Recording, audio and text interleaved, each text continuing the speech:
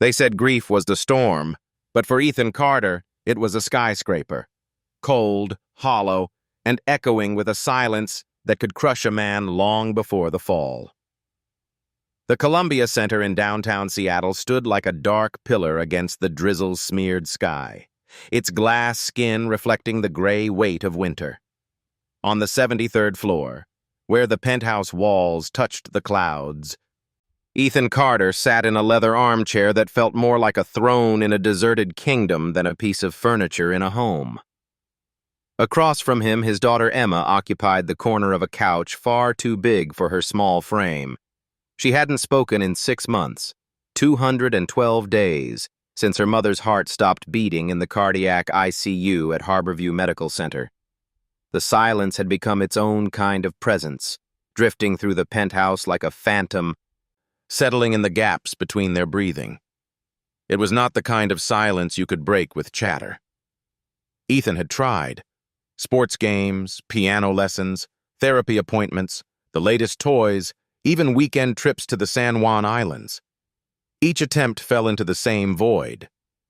Emma's hazel eyes would track movement, but her mouth remained still. Now her fingers traced invisible shapes on the surface of her tablet screen. Loops, circles, squiggles. She wasn't drawing. Not really. It was more like she was keeping her hands busy so her mind wouldn't wander to the place where pain lived. The penthouse itself had become an icebox, not in temperature but in spirit. The once warm, golden-lit rooms where his wife, Grace, used to fill the air with laughter now felt sterile, like a hospital corridor after visiting hours. The floor-to-ceiling windows framed a city that looked alive, lights winking on in offices and apartments, ferries gliding across Puget Sound. But inside, life was suspended. Ethan stared at the calendar on his phone. It was stacked with meetings, board reviews, investor lunches, strategy calls with partners in New York. The machinery of his business empire hummed along without pause, even as his own heartbeat felt slow and mechanical. But today, he pressed cancel on everything. If the markets took a hit, so be it. If shareholders panicked, they could stew in their boardrooms. He had a daughter who was slipping further into the shadows each day, and if he didn't pull her back now, there might come a time when she wouldn't want to return at all. He stood and walked over to her. "Emma," he said softly, crouching to meet her eyes. She glanced at him, then back to her tablet. He exhaled and chose his next words carefully. "Let's go for a walk, somewhere your mom loved." She froze, and for a second he thought she'd refuse. Then, without a word, she set the tablet down. 10 minutes later, they were in the private elevator descending from the 73rd floor to the ground. Outside, the rain had eased to a fine mist, and the air smelled of wet pavement and distant ocean salt. Ethan took her hand, expecting her to pull away, but she didn't. They walked south along 4th Avenue, past the monorail track and the open-mouthed entrance of the Westlake Center. The streets glistened under street lamps, puddles reflecting the neon of late-night diners. The wind carried the faint aroma of roasting coffee from a corner shop, mingling with the scent of fresh bread from a bakery still open on Pine Street. Ethan smiled faintly. "Your mom used to say a person needs to smell something baking to remember they're alive." Emma didn't answer, but he caught the slightest flicker in her gaze, like a shadow shifting. He tightened his hold on her small hand. They turned onto Pike Street, heading toward the beating heart of the city, Pike Place Market. Even this late, the market wasn't fully asleep. A fishmonger hosed down his stall, the water rushing into the gutter. Across the cobblestones, a flower vendor rearranged leftover bouquets, their damp petals glowing under the market lights. But as they approached the crowd that gathered near a street musician playing a cello, Emma's fingers clenched around his. Her breathing quickened. She tried to pivot back the way they'd come. "It's okay," Ethan murmured, but she shook her head, eyes wide. The press of strangers, the unpredictability of movement, it was too much. He could feel her trembling through her hand. He knelt beside her, meeting her gaze. "I'm right here. We're not turning back." Her lips pressed together, and for a moment he thought she might cry. But she didn't. She simply squeezed his hand tighter. He stood, and together they pushed through the small crowd until the music faded behind them and the air opened up again. Ethan didn't have a destination beyond this game. He just knew they couldn't keep returning to the 73rd floor, not yet. That was when he saw it. A narrow storefront tucked between a bookstore and a florist, its windows glowing with golden light. Above the door, in soft script, the sign read, "Harbor Light Café."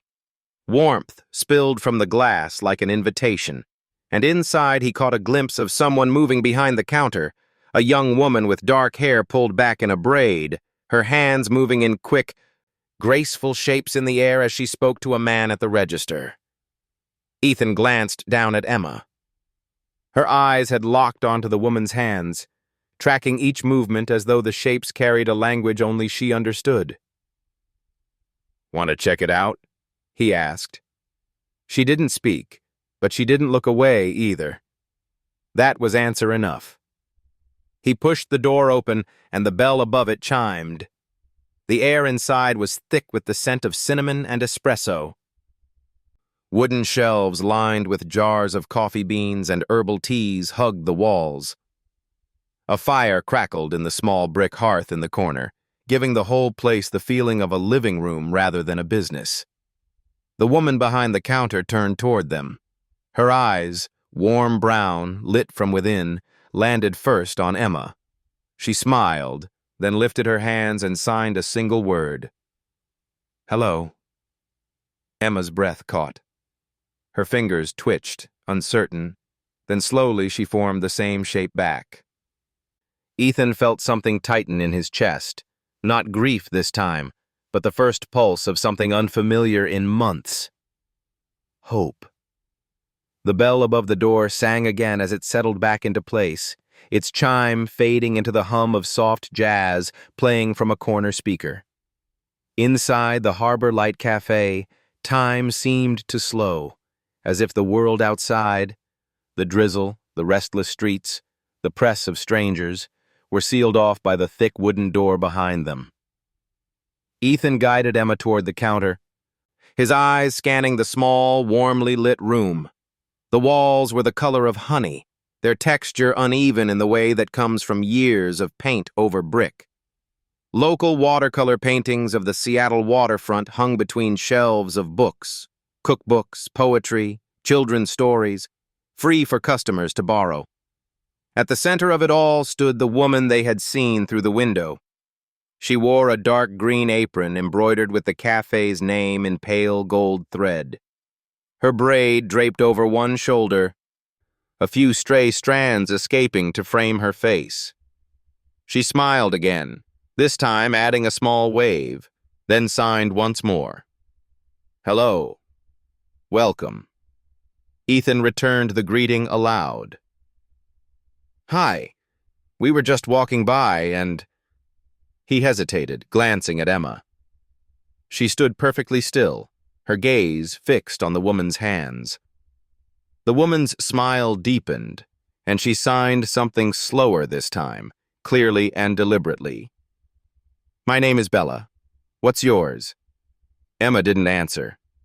Ethan felt a familiar ache stir. But before he could speak for her, Bella's expression softened, and she signed again, slower still. "It's okay. You can tell me later." She then turned to Ethan, her voice calm but touched with the faintly rounded enunciation of someone who spoke less often than they signed. "Would you like to sit by the fire? I can bring you something warm." "That sounds perfect," Ethan said, feeling a quiet gratitude for the way she hadn't pressed Emma. They settled into a small table near the hearth, its surface worn smooth by years of coffee cups and conversation. Emma slid into her chair, still watching Bella as she moved behind the counter. Her hands never stilled. They punctuated every spoken word with movement, whether she was speaking to a co-worker, giving an order to the barista, or answering a question from the man at the register. When Bella returned, she carried 2 mugs on a wooden tray, one steaming with rich hot chocolate crowned by a cloud of whipped cream, the other filled with a dark roast coffee that smelled like warmth itself. "I guessed," she said as she set the mugs down. "But I think I guessed right." "You did," Ethan replied, taking a sip. The coffee was smooth, the kind that lingered without bitterness. Bella crouched slightly to meet Emma's eye line. She signed a simple phrase, "This is for you." Then, with the spoon, she tapped the whipped cream, signing sweet. Emma's fingers twitched again, hesitant, then shaped the sign for "thank you." Awkward, but clear enough. Something flickered in Bella's eyes. She nodded, signing back, "You're welcome." Ethan felt that same pulse of hope from the night before. This was different. Emma wasn't just imitating, she was engaging. Over the next half hour, Bella drifted between customers, but each time she passed their table, she added a new sign: chocolate, fire, friend, never overwhelming, never demanding. Emma followed each one carefully, sometimes attempting the gesture in return, sometimes simply watching. When the cafe's crowd thinned, Bella returned with 2 small paper pamphlets. She placed one in front of Ethan and one in front of Emma. The cover read, "Silent Hands, a free community program for deaf and hard-of-hearing children." Ethan looked up. "This is yours?" Bella nodded. "I started it 2 years ago. We hold free sign language classes for kids at the Seattle Public Library every Saturday. Most of the time, it's for children who are deaf or hard of hearing, but lately, we've had siblings, parents, even neighbors join. Communication works both ways." She turned to Emma, signing, "Would you like to come?" Emma didn't answer, but she didn't look away either. Ethan glanced at his daughter. "We could try it, just to see." Bella smiled, not pushing for more. "Saturday at 10. You don't have to sign up, just show up." As they left the cafe later that evening, the rain had eased into a gentle mist. The air outside felt different somehow, less heavy, less closed in. Emma held the pamphlet in her hand the entire walk back to the car, her fingers tracing the raised ink of the title. For the first time in months, Ethan allowed himself to imagine that maybe, just maybe, the high walls around his daughter's silence had a door, and Bella might know where the key was hidden. Saturday mornings in Seattle had a certain softness to them, fog curling over Elliott Bay, gulls wheeling above the market roofs, and the city's usual rush muted under a blanket of gray. Ethan had grown used to working through those mornings, measuring time not by the light in the sky, but by the glow of screens in a boardroom. This one was different. By 9:30, he and Emma were parked outside the Seattle Public Library's Central Branch, the glass and steel geometry of the building reflecting the shifting clouds. Ethan glanced at the clock, then at his daughter in the passenger seat. She was holding the Silent Hands pamphlet again, edges now softened from being folded and unfolded all week. "You ready?" he asked gently. Emma didn't speak, but when he opened the car door, she followed, her small sneakers tapping softly against the wet pavement. Inside, the library smelled faintly of paper and rain-soaked coats. They followed the signs to a bright glass-walled community room on the 4th floor. Through the windows, Ethan could see a semicircle of small chairs, a whiteboard with colorful drawings, and Bella arranging baskets of flashcards on a low table. She looked up as they entered, her braid swinging over one shoulder, and smiled. She signed, "Good morning," before speaking it aloud.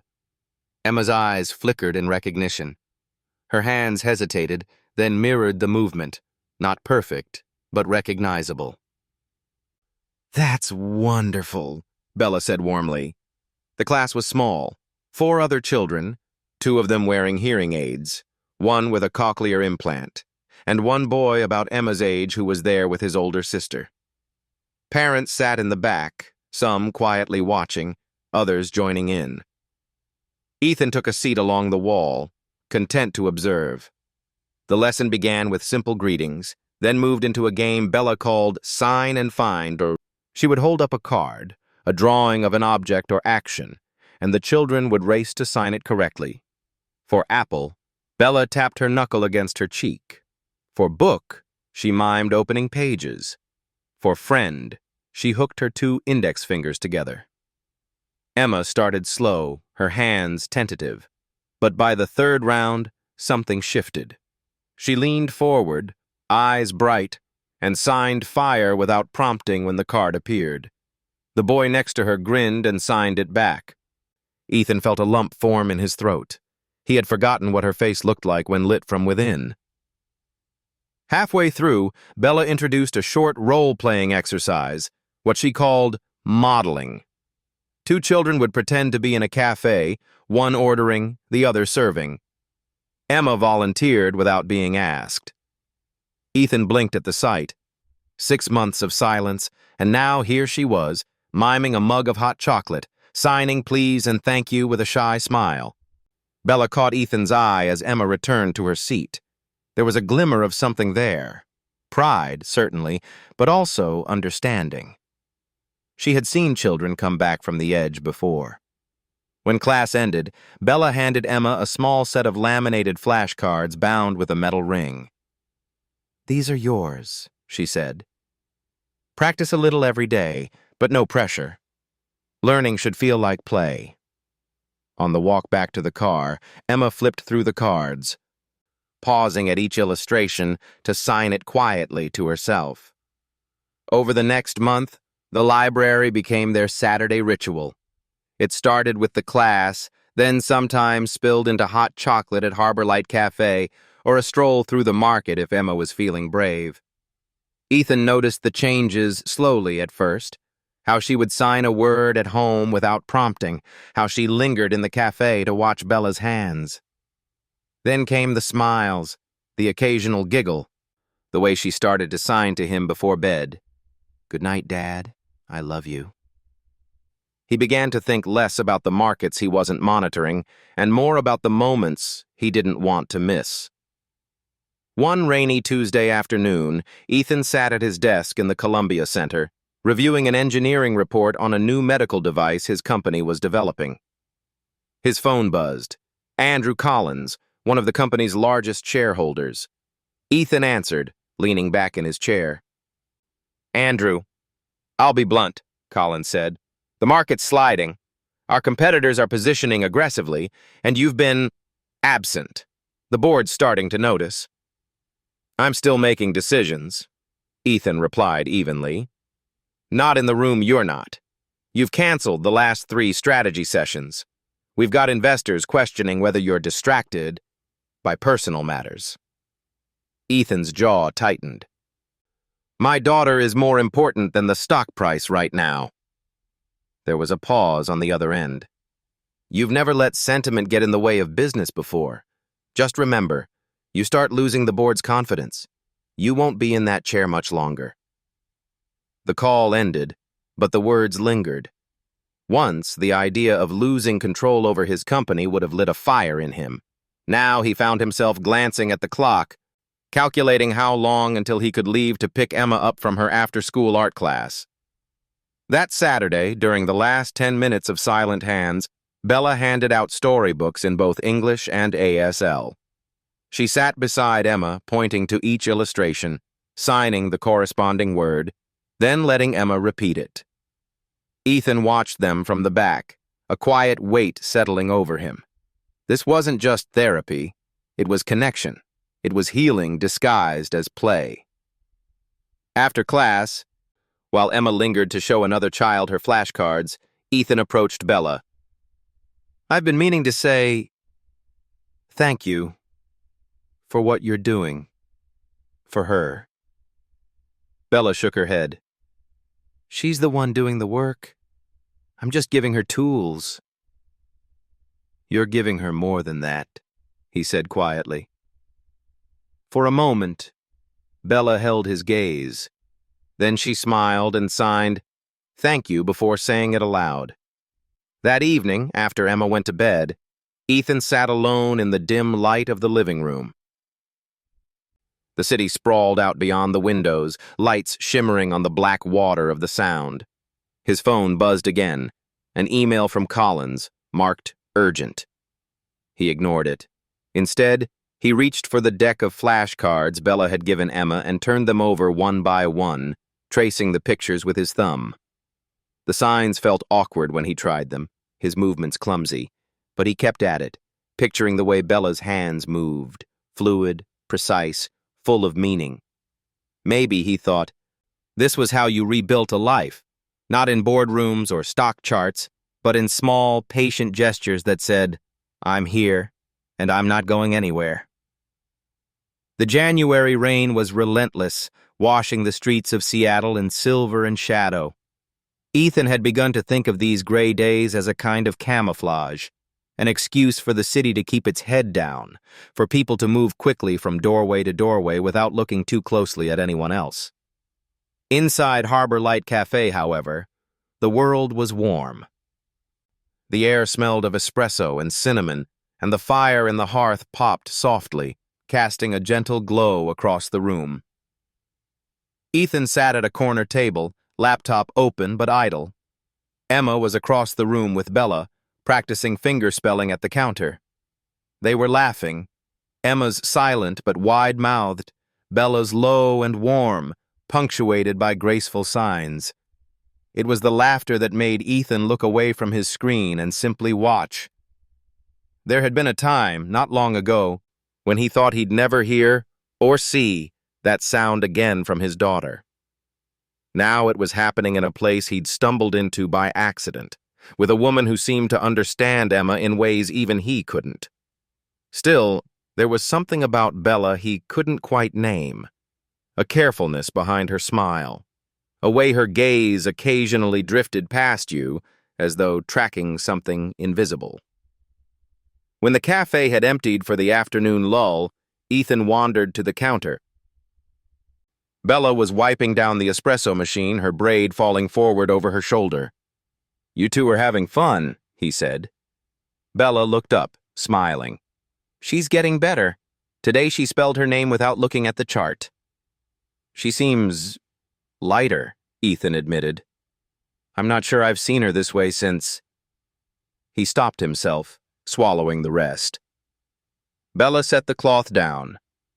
"Kids carry things, even when they don't talk about them, even when you think they're fine. Sometimes all they need is a way to put it somewhere else." Ethan nodded. "I've been meaning to ask, how did you get into this? The classes, the cafe?" For a moment she hesitated, her gaze drifting toward the rain-streaked window. "I wasn't always here.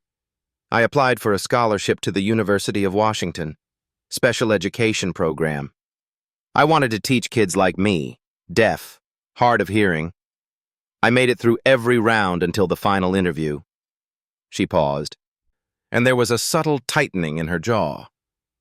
"They told me I was impressive, that my grades were perfect. But then one of the panelists asked if I'd be able to communicate effectively in a classroom. I explained about sign, lip reading, interpreters. He smiled, polite, cold, and said, 'We just don't think parents will accept a teacher who can't hear their child.'" Ethan felt a slow burn in his chest. "That's legal? Probably. Fair? Not even close." Bella gave a small shrug, but her eyes stayed on the window. "I worked 3 jobs for a while, saved enough to open this place. And if I couldn't teach in a school, I'd teach here. The cafe pays the bills. The classes are free." Ethan leaned on the counter, searching her face. "You didn't let them stop you." "I did for a while," she admitted. "But then a boy came in here, 8 years old, hearing aids, hiding behind his mom. He thought sign language was embarrassing. I taught him his name. The next week, he brought a friend. I realized I didn't need their permission to do what I wanted to do." Before Ethan could respond, the bell above the door chimed. A man in a damp jacket entered, shaking rain from his hair. He ordered quickly, barely glancing at Bella. As she made his drink, the man glanced up, frowned, and said loudly, "Hey, I asked for skim milk, not whole." Bella tilted her head, reading his lips, then signed, "One moment," reaching for a fresh cup. The man snorted. "What? You don't understand English?" Ethan was on his feet before he realized it. "She understood you just fine," he said, his voice calm but edged. "And she's remaking it, like you asked." The man muttered something under his breath but took the new cup without further complaint. When he left, Bella exhaled, shoulders relaxing. "I'm sorry," she said quietly. "You don't need to apologize for him," Ethan replied. "I've seen enough boardrooms to recognize ignorance when it opens its mouth." Bella gave a small, almost tired smile. "You get used to it. Doesn't mean you stop noticing." That night, after Emma had gone to bed, Ethan sat alone in the living room of the Columbia Center penthouse. The rain tapped against the glass like fingertips on a drum. He thought about the way Bella had stood there, taking the man's condescension without flinching. He thought about the scholarship she'd been denied, and the way she had built something anyway. Emma's voice, small but clear, drifted back to him from earlier that day. Why are good people treated badly? He didn't have an answer. Not one simple enough for an 8-year-old, not one satisfying enough for himself. In the business world, he'd learned early that merit didn't always win, and fairness was a currency most people refused to trade. But seeing it here, in this warm cafe, in the life of someone who had given his daughter a path back to herself, it hit differently. He poured himself a glass of water and walked to the window. The city lights glittered like scattered coins, reflecting off the dark waters of Elliott Bay. Somewhere down there, Bella was probably closing the cafe, stacking chairs, counting the till. And tomorrow, she'd show up again, smiling, teaching, holding space for anyone who walked through her door. Ethan felt something shift inside him. This wasn't just about Emma anymore. It was about the quiet wars people fought without an audience, the battles that never made headlines. And for the first time in years, he found himself wanting to fight a war that had nothing to do with profit margins. The morning broke cold but bright, the kind of Seattle winter day when the sun showed its face just long enough to make the frost glitter before hiding behind the clouds again. Ethan had promised Emma an outing, and today's destination was the Sunday Ballard Farmers Market, a tradition he hadn't revisited since Grace was alive. It wasn't just nostalgia. He had a purpose. For weeks, an idea had been forming in the back of his mind, a project that could merge his company's medical tech with something more human. He'd been researching organic produce suppliers, particularly ones who could tailor nutrient profiles for patients recovering from illness. Ballard, with its stalls of fresh vegetables, handmade goods, and community spirit, was the place to start. Emma was already in her coat and boots by the time he called her. She looked expectant, curious. When Bella arrived to join them, green scarf wrapped snugly around her neck, Emma's face lit up in a way that made Ethan's chest tighten. "You've been here before?" Bella asked as they walked toward the rows of white-tented stalls. "Not in years," Ethan replied. "Grace used to love it. She said food here tasted different because it came with someone's name attached." Bella smiled at that. She was right. The market was alive with color and sound.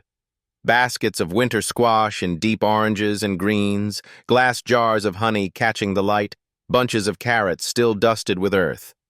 A man strummed a guitar near the entrance, his voice warm against the cool air. Children wove between adults, clutching paper cups of hot cider. Ethan led them toward a vendor selling organic microgreens. He spoke with the farmer about nutrient density, harvesting schedules, and shipping logistics. Bella hung back with Emma, pointing out the difference between baby kale and mustard greens, fingers dancing in easy signs that Ethan had begun to understand without translation. When the conversation with the farmer ended, Ethan rejoined them. Thinking of adding this to your menu? Bella teased. Maybe, he said, but there was a glint in his eye that suggested more. Halfway down the main row, the clouds gave way to an unexpected burst of rain, sharp and cold, pelting the canvas overhead. Vendors scrambled to pull plastic covers over their displays. Ethan quickly steered them toward a covered seating area near a food stall. They huddled under the awning, steam rising from their breath. Bella wrapped her scarf tighter and glanced at Emma, who was happily munching on a warm pretzel from a nearby baker. "You okay?" Ethan asked her quietly. She hesitated, eyes on the rain-slick pavement. "I'm fine," she said finally, though her voice was softer than usual. For a moment, Ethan thought that was all she'd share. But then Bella's gaze lifted, her hands fidgeting with the edge of her scarf. "I was engaged once," she said, voice low enough that the market's bustle muffled it from anyone else. Ethan's eyebrows lifted slightly, but he stayed silent, letting her continue. "We were together for 4 years. He said he didn't care that I couldn't hear, said he loved my independence. But when the tests came back and I found out I couldn't have children..." She exhaled, slow and shaky. "He walked away within a month, told me he wanted a whole family. Like I was less than." The rain drummed harder on the awning. Ethan felt something tighten deep in his chest, an anger not directed at her ex, but at the world that taught people to measure worth in such cruel, narrow ways. "I'm sorry," he said quietly. Bella gave a small, self-deprecating smile. "I told myself I didn't care, that it was better to know before marriage. But the truth is, since then, I've avoided anything that felt serious. Because no matter how much someone says it doesn't matter, there's always that moment when it does." Her eyes flicked toward Emma, who was dipping the last of her pretzel in mustard. "That's why I try to keep a little distance. For her sake, too." Ethan followed her gaze. "She's not afraid of you," he said softly. "And neither am I." Bella's lips parted as if to answer, but a gust of wind rattled the awning and the moment shifted. When the rain eased, they walked the rest of the market, buying fresh bread, jars of jam, and a bag of the microgreens Ethan had eyed earlier. Emma insisted on carrying the bread, holding it close like a treasure. On the way back to the car, Ethan found himself thinking less about logistics and more about the woman walking beside him, the one who had given his daughter back her voice in ways no therapist had managed. He wanted to tell her his idea for Harbor Light 2.0, but he knew it wasn't the right moment yet. Later that night, after dropping Bella at the cafe and tucking Emma into bed, Ethan sat at his desk with the city lights sprawled out beyond the window. He opened a notebook, not the kind filled with corporate budgets or projections, but a blank one, the kind Grace used for ideas.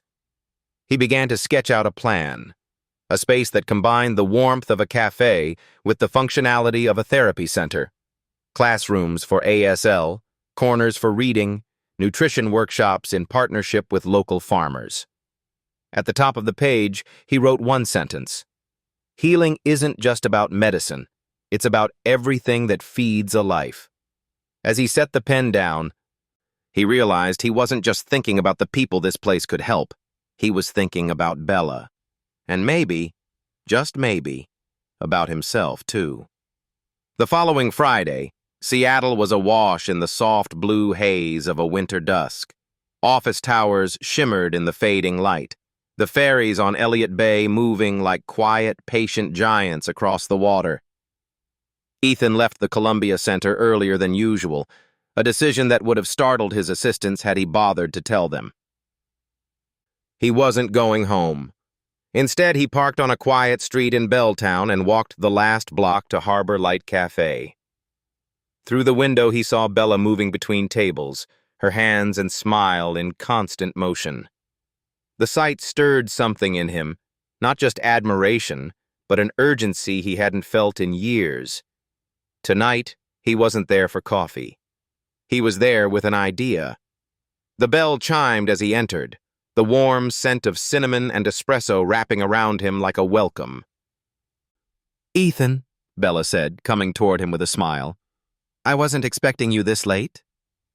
"I was hoping we could talk," he said, "about something important." Her brow lifted in curiosity, but she nodded toward a corner booth. "Give me 5 minutes." Ethan waited, hands wrapped around a mug of coffee he barely touched. The cafe had quieted, just a couple finishing their desserts, a man reading by the fire. Bella slid into the seat across from him, setting her notepad aside.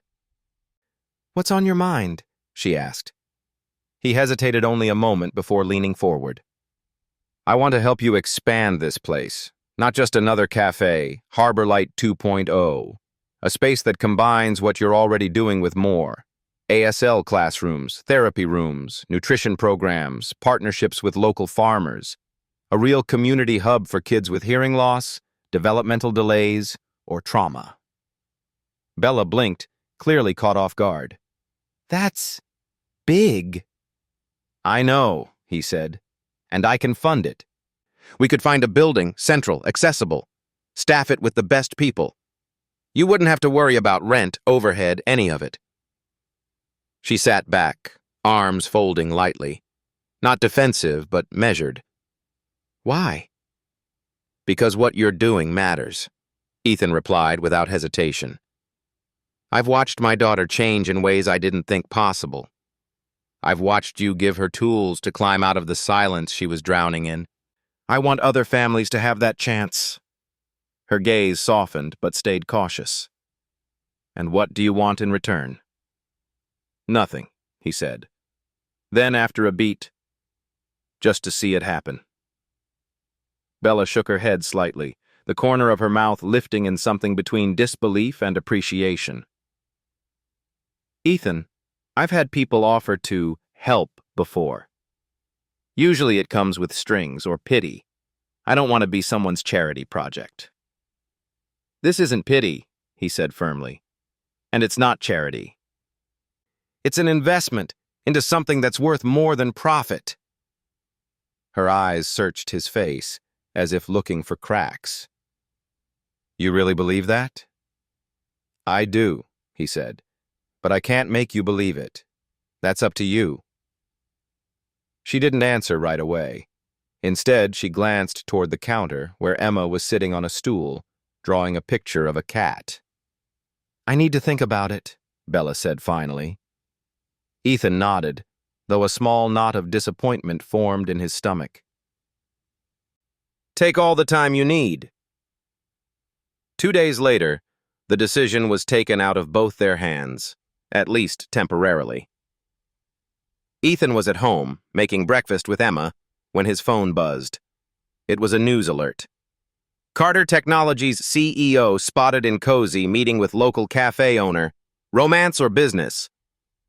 Below it was a grainy photo of him and Bella at the corner booth, his head bent toward hers in what the headline writer clearly wanted to imply was intimate. By noon, 3 more articles had appeared, each speculating about the mystery woman in the life of Seattle's most private CEO. The calls started soon after. Andrew Collins' voice came through first, tight and impatient. "Ethan, you've seen the coverage." "I have," Ethan said evenly. "This is bad optics. Investors are jittery enough with your recent absences. Now they think you're distracted by some barista?" "She's not a barista," Ethan said, his tone sharpening. "She's an educator, an advocate, and she's making more of a difference than half the people in our industry." "That's not the point," Collins shot back. "The board is concerned. If this relationship, whatever it is, becomes a scandal, it could tank confidence. We need you to end it before it gets messy." Ethan's grip on the phone tightened. "You're asking me to choose between the company and someone who's helping my daughter heal." "I'm asking you to remember your responsibilities," Collins said coldly. "To the shareholders. To the brand." When the call ended, Ethan stood for a long moment, staring out at the skyline. Once, he might have caved, done the practical thing to keep the machine running smoothly. But not this time. That afternoon, he drove to Harbor Light. Bella was wiping down tables when he walked in, her expression shadowed. "I saw the articles," she said before he could speak. "People have been asking questions all morning. Customers, vendors, my landlord." "I'm sorry," Ethan said. "I didn't expect it to blow up like this." She gave a short laugh, though there was no humor in it. "I did. This is why I keep my life simple. Why I don't take big offers. I've seen how quickly things can get complicated." He stepped closer. "I don't care what they say. I'm not walking away from this, or from you, because a few people in suits are nervous." Bella's eyes softened, but her shoulders stayed tense. "It's not just about you. If this keeps getting attention, it could hurt the cafe. The classes. These families don't need cameras in their faces." Ethan exhaled, the weight of her words settling over him. She wasn't just worried about herself. She was protecting her community. That night, as he put Emma to bed, she looked up at him and signed, "Bella, stay with us," before speaking aloud. "I want her to stay forever." The innocence of it made his throat tighten. He brushed a strand of hair from her forehead. "We'll see what we can do," he whispered. Lying awake later, Ethan realized something. Bella's caution wasn't fear, it was strength. She had built her life carefully, and she wasn't going to let anyone, not even him, topple it without reason. If he wanted her to believe in Harbor Light 2.0, he'd have to prove it wasn't about ego or headlines or even gratitude. He'd have to show her that it could belong to her and to the people she served completely. And he knew exactly where to start. The air in Capitol Hill carried that late winter bite that made people walk faster, but Ethan Carter wasn't in any rush.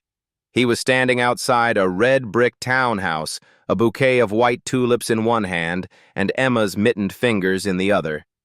Beside him, Bella adjusted the knot of her scarf, looking far more composed than he felt. "Ready?" he asked her quietly. She smiled faintly. "I should be asking you that." "I'm not the one about to walk into my mother's house with whatever this is." Ethan exhaled. "It's family. Or, I hope it will be." The door opened to reveal Margaret Carter, tall, silver-haired, her sharp features softened only slightly by age. Her gaze went first to Ethan, then to Emma, and finally to Bella. For a moment, her expression was unreadable. "You're late," she said, though her tone wasn't entirely unkind. Ethan kissed her cheek, handing her the tulips. "Traffic." Margaret's eyes lingered on Bella. "And this is Bella Martinez," Ethan said. "She's the reason Emma's speaking again." Margaret studied Bella for a long moment, then extended her hand. "Welcome." The evening unfolded in the careful rhythm of first meetings, polite questions, cautious laughter. Bella answered Margaret's inquiries with warmth, but never overstepped, sharing just enough about the cafe and the Silent Hands program to paint a picture without turning the dinner into a resume recital. Emma stayed close to Bella, signing quietly to her between bites of roasted chicken. Margaret noticed, her gaze softening almost imperceptibly. At one point, while clearing plates, Margaret leaned toward Ethan in the kitchen. "She's different," she said. "In a good way?" Ethan asked. "In a way that makes you look lighter," Margaret replied. "That hasn't been true in a long time." 2 days later, it was Ethan and Emma's turn to enter someone else's world. Bella had invited them to Tacoma to meet her extended family, a lively, multi-generational household in a modest blue craftsman home. The moment they stepped inside, the air was filled with the aroma of simmering pozole and the sound of overlapping conversations in both English and Spanish. "This is my brother Miguel," Bella said, introducing a tall man with kind eyes. "And his wife Teresa. And these are my nieces and nephews. There are more, but they're outside building a snow fort." Ethan shook hands, made small talk, accepted a steaming bowl of pozole. Emma found herself surrounded by children who included her in their games without hesitation. Bella's mother, petite and sharp-eyed, pulled Ethan aside after dinner. "You look at my daughter like she's the only person in the room," she said in accented English. "Don't let that change." "I don't intend to," Ethan replied, and meant it. By the end of the weekend, it felt as if some invisible threshold had been crossed. They weren't just two people orbiting each other's lives. They were starting to share the same center, which made what happened next all the more jarring. On Monday afternoon, Harbor Light Café was bustling with customers when a man in an expensive charcoal suit stepped inside. His presence shifted the air, purposeful, controlled. Ethan recognized him immediately. Robert Lang, one of the more aggressive members of Carter Technologies' board. Lang scanned the room until his gaze landed on Ethan and Bella at the counter. His smile was polite, but his eyes were cold. "Ethan," he said, striding forward. "Mind if we have a word?" Ethan straightened, already bracing himself. "We can talk here." Lang's glance slid to Bella. "I'd rather speak privately." "She's part of this," Ethan said evenly. Lang's mouth tightened. "Fine. Then I'll be direct. The board isn't happy. Investors are whispering about your attachment here. They're questioning whether your priorities are aligned with the company's interests. If this continues, we'll have no choice but to push for a leadership change." Bella stiffened beside him. Ethan met Lang's gaze without flinching. "You're threatening to remove me because I care about something other than quarterly reports?" Lang's smile returned, thin and calculated. "I'm reminding you that in our world, perception is reality, and right now the perception is inconvenient." He slid a business card onto the counter. "Think about it. You've built an empire.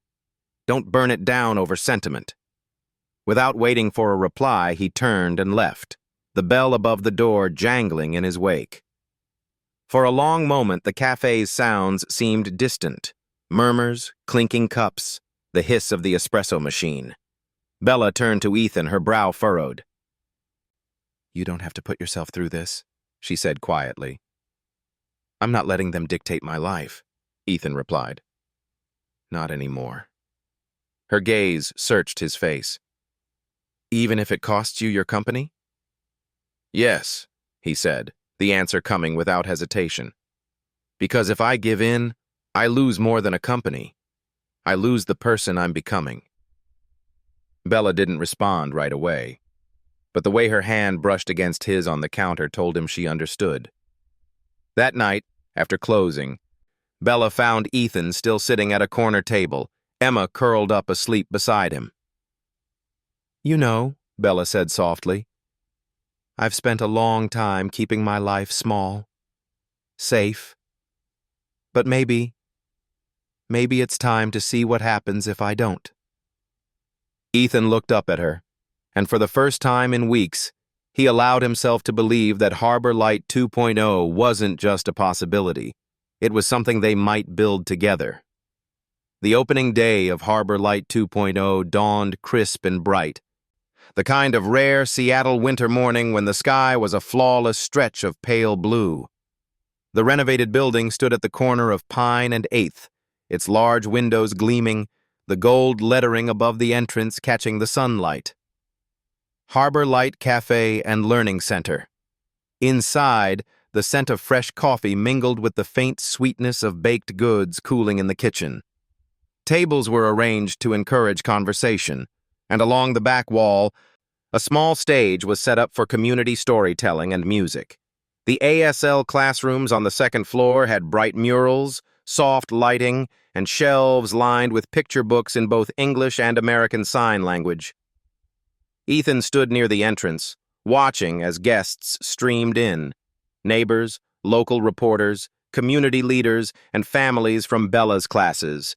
Emma flitted between them with a small tray of cookies, her shyness tempered by the fact that she could sign "thank you" to each person who took one. Bella moved through the crowd like sunlight, her green dress swaying as she greeted people in a blend of voice and sign. Every few minutes she met Ethan's gaze across the room, and in those brief exchanges, they shared the quiet knowledge that they had made this happen together. By noon, the place was full. A ribbon-cutting ceremony was set to begin at 1. Ethan was about to step outside to speak with a local TV crew when the first hint of trouble came, not in sight or sound, but in smell. A faint, acrid tang in the air, sharp enough to cut through the aroma of espresso. He frowned, scanning the room. Bella caught his expression and crossed over. "What is it?" She signed and spoke at the same time. "Do you smell that?" She sniffed, then nodded slowly. "Burning." Before they could investigate further, a man burst through the front door, one of the vendors from the neighboring building. His face was pale. "Fire next door!" he shouted. "Top floor! It's spreading! Fast!" In an instant, the warm hum of the cafe turned into a ripple of alarm. Parents pulled children close. Conversations turned into sharp questions. Ethan felt the shift in the air. Panic has a way of multiplying when no one knows what to do. Bella didn't hesitate. She stepped up onto the small stage, lifted both arms high, and began signing with deliberate, powerful clarity. "Everyone, stay calm. We need to leave the building now." Her voice followed the signs, steady and firm. "There's a fire in the building next door. We are evacuating. Please move toward the front doors in an orderly way." Some in the crowd immediately obeyed, but Ethan noticed a young boy near the back, no older than 7, frozen in place. He wore hearing aids and had his hands clamped over his ears, eyes wide with fear. Bella spotted him at the same moment. She moved quickly through the crowd, crouching in front of him and signing directly, "It's okay. You're safe. We're going outside together." The boy's breathing slowed just enough for her to take his hand. Ethan was already moving to open a clear path, guiding them toward the front doors. Outside, the street was filling with people. Smoke curled from the top-floor windows of the neighboring building, dark against the winter sky. The wail of sirens grew louder, and moments later, 2 fire trucks rounded the corner. Bella scanned the crowd instinctively, checking that all her students and their families were accounted for. But when she turned, her face went suddenly still. "Where's Maya?" she asked, signing at the same time. Ethan followed her gaze to a young mother standing on the curb, panic etched across her features. "She was in the upstairs reading nook," the woman said, voice breaking. "I thought she was right behind me." Before Ethan could stop her, Bella was already running toward the building. The fire hadn't breached the cafe yet, but smoke was drifting in through the second-floor windows. Bella took the stairs 2 at a time, her heart pounding. She found Maya, a small girl with dark curls, huddled beneath a table, clutching a book to her chest. Bella crouched, coughing lightly from the smoke, and signed, "We have to go now." Maya shook her head, eyes wet. Bella switched to the sign for safe, tapping her chest twice, then reached out her hand. "Come with me," she said gently, her voice soft but urgent.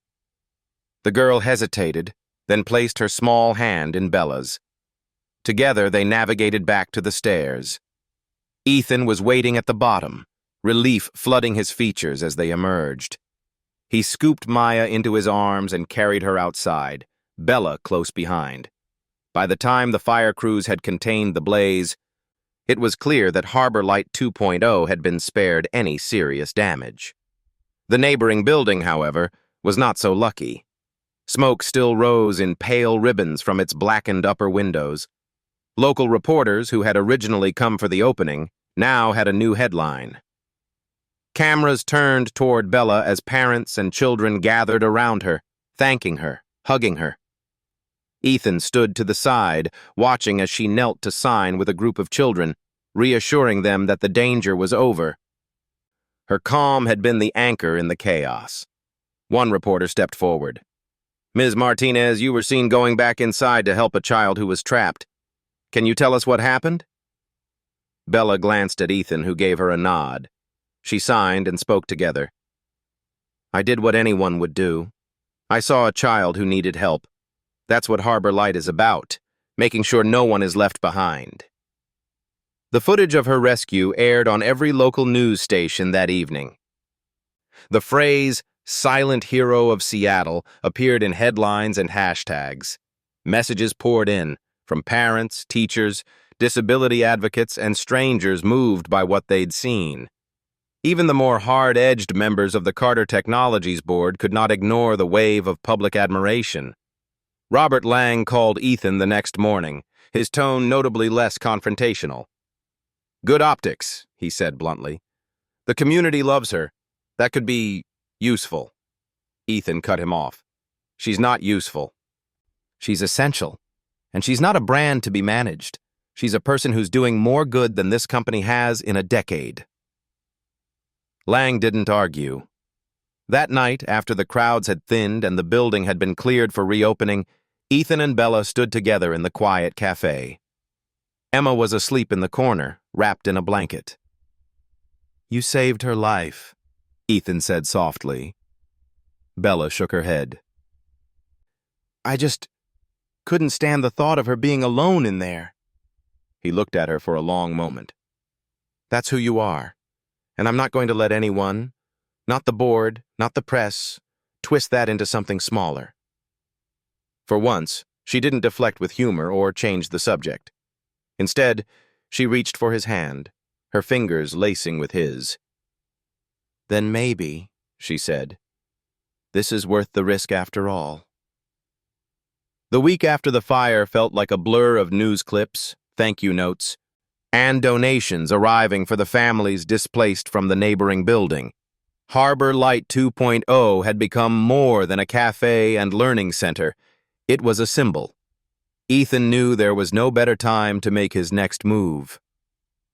The morning of the reopening, the winter sun was uncharacteristically warm, streaming through the tall windows and glinting off the gold lettering of the cafe's sign. The crowd was even larger than before. Neighbors, volunteers, journalists, local officials, and the families who had filled the place with life from the start. Emma was wearing a pale yellow dress, her hair pulled into a neat braid. She was buzzing between tables, offering slices of carrot cake to anyone who smiled at her. Ethan watched her for a moment before glancing toward the corner where Bella stood, her green dress catching the light, speaking in both voice and sign to a group of parents. He felt the weight of the small black box in his pocket and the certainty in his chest that this, here, now, was where the question had to be asked. When the speeches began, Ethan stepped up to the small stage. Bella was seated in the front row beside Emma, who was swinging her legs and holding her mother figure's hand. "First," Ethan began, "I want to thank everyone who believed in this place. Bella started it in a single room with a coffee machine, a handful of tables, and a vision that communication is a right, not a privilege. Today, it's a home for anyone who needs a voice or a hand to be heard." Applause rippled through the room, but Ethan raised a hand for silence. "Bella," he said, looking straight at her, "you've changed more than my daughter's life. You've changed mine. You've taught me that healing isn't about fixing what's broken. It's about building something stronger in its place." He stepped down from the stage, moving toward her. The crowd instinctively shifted, forming a circle around them. Ethan dropped to one knee. Gasps and murmurs rolled through the room. From his pocket, he drew the small velvet box and opened it. Inside lay a simple but elegant ring, a platinum band with a single diamond flanked by two smaller stones, one for each of the three people he hoped would be a family. But before speaking, he lifted his hands. In deliberate, steady movements, he signed, "Will you marry me?" Bella's eyes widened, a tremor passing through her as the signs landed. The cafe was utterly silent, save for the faint hum of the espresso machine. Ethan followed with the words aloud. "Will you marry me, Bella? Not because you saved my daughter, not because you built this place, but because I love you, and I can't imagine the rest of my life without you in it." Emma's eyes were bright as she squeezed Bella's hand. Then, for the first time in months, she spoke loudly enough for the whole room to hear. "Say yes, Bella." Bella's gaze flickered between Ethan and Emma. Her lips trembled into a smile and her hands began to move. "Yes. Yes, I will." The room erupted in applause, some clapping, others signing the motion for applause with raised, twisting hands. Bella reached down and Ethan slid the ring onto her finger. She pulled him up into an embrace, whispering against his ear, "I don't just love you, I love our family." The moment didn't end there. Ethan turned toward the crowd, still holding Bella's hand. "And one more thing. Today isn't just about us. It's about making it official that Emma will have the family she deserves." A murmur rippled through the room. Bella's eyes widened again, this time in surprise.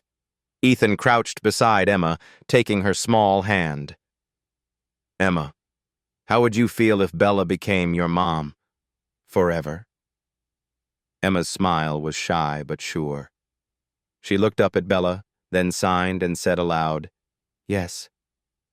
Bella knelt beside her, tears pooling in her eyes. "Then yes," she whispered, wrapping her arms around Emma. Reporters captured every second. Photos of Bella's tear-streaked smile, Emma's small hands signing yes, and Ethan's expression of unguarded joy. By the end of the day, the story had traveled beyond Seattle, picked up by national outlets as the proposal in hands. But for Ethan, Bella, and Emma, the significance wasn't in the headlines. It was in the promise they had made, not just to love one another, but to stand as a family no matter what storms might come. That night, after the cafe was closed and the last guest had gone, they sat together at one of the corner tables. Emma was curled up with her head in Bella's lap, half asleep. "You know," Bella murmured, stroking Emma's hair, "I didn't think I'd ever say yes to something like this again." Ethan took her free hand, tracing the ring on her finger. "And I didn't think I'd ever have a reason to ask." Outside, the city glowed softly under the winter night, but inside, the warmth was complete.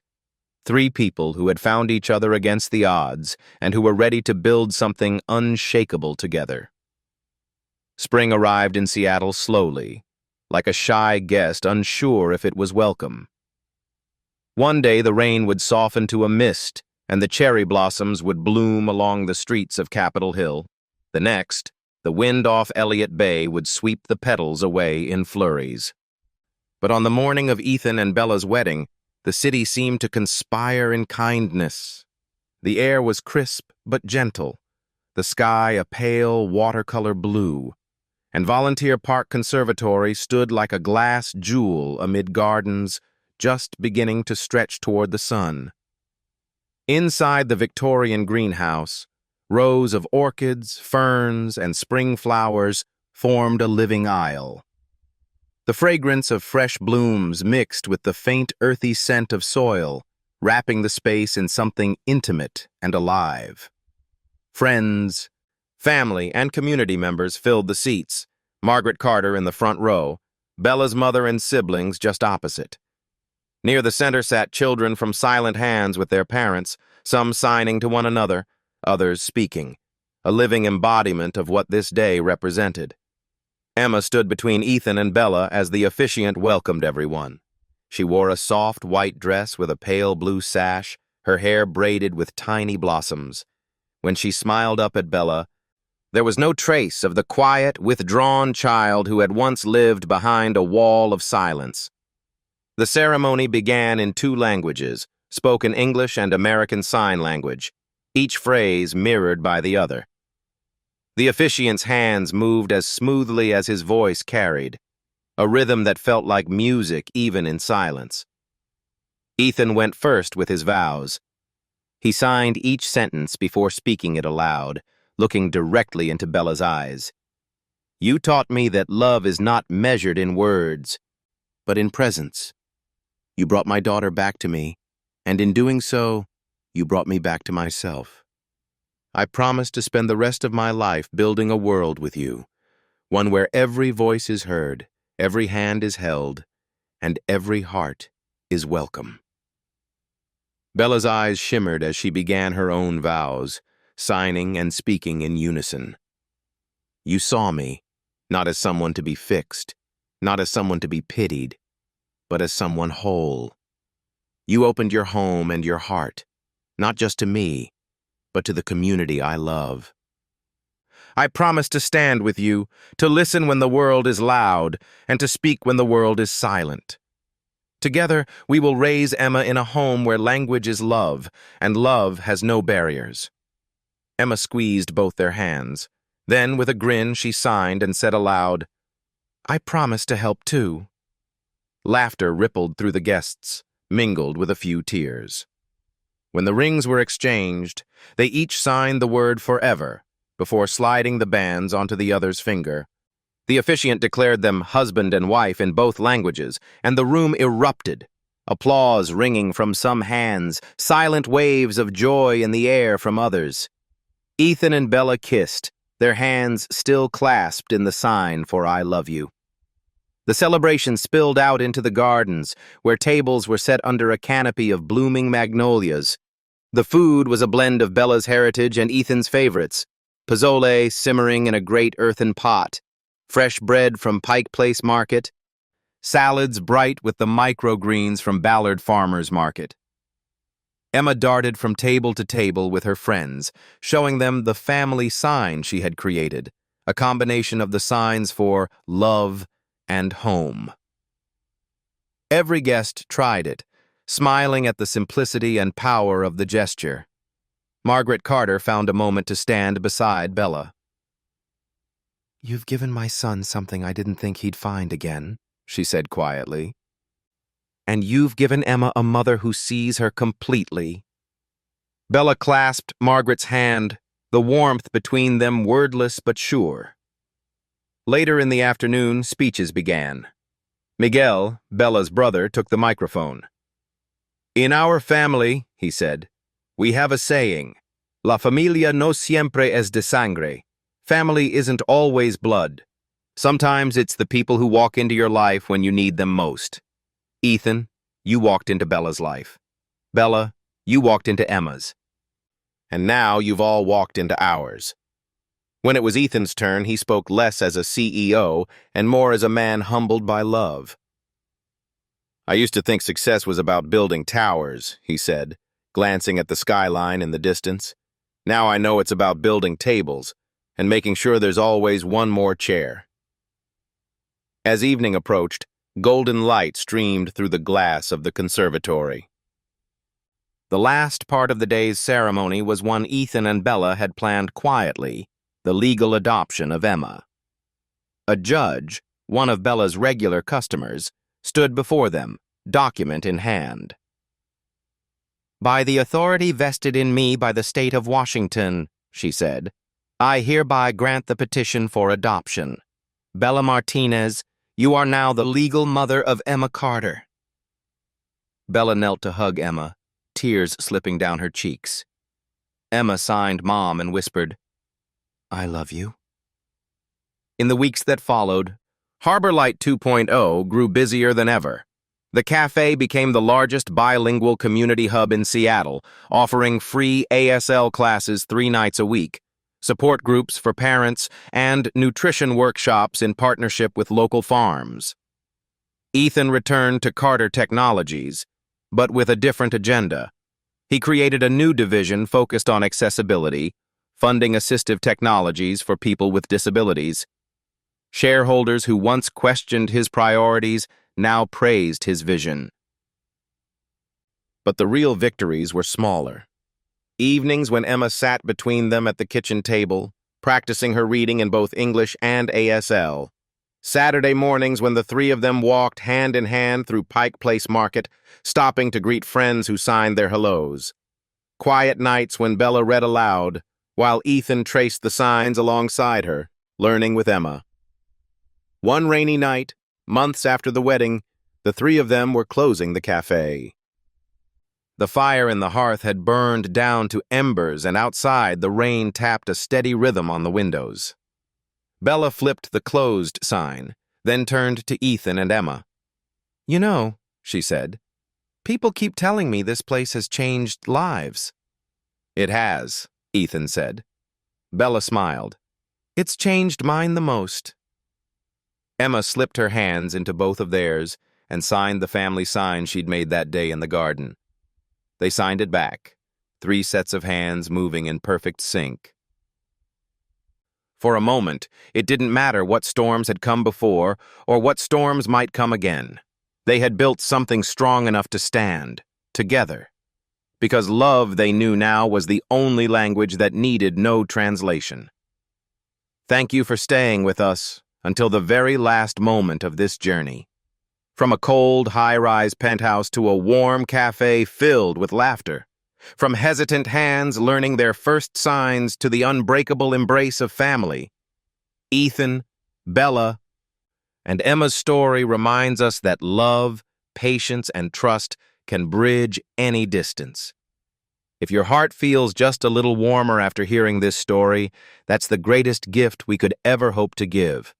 Don't forget to subscribe and turn on the notification bell so we can meet again in the next story, where love, kindness, and hope will always be our shared language.